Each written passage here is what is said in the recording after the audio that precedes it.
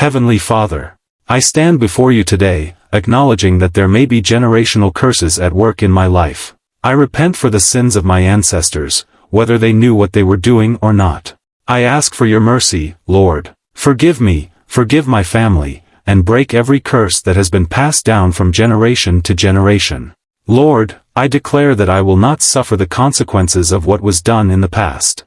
I take authority in the name of Jesus, and I break the chains of poverty, sickness, failure, and bondage that have been lingering in my family line. I declare freedom over my life, and I ask you to cover me and my descendants with your grace. I will not be bound by the past. I stand in the gap for my children and future generations.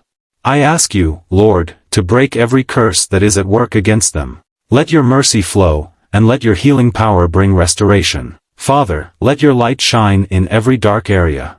Show me what needs to be prayed for, reveal to me the areas that need deliverance, and give me the strength to keep praying until every curse is broken.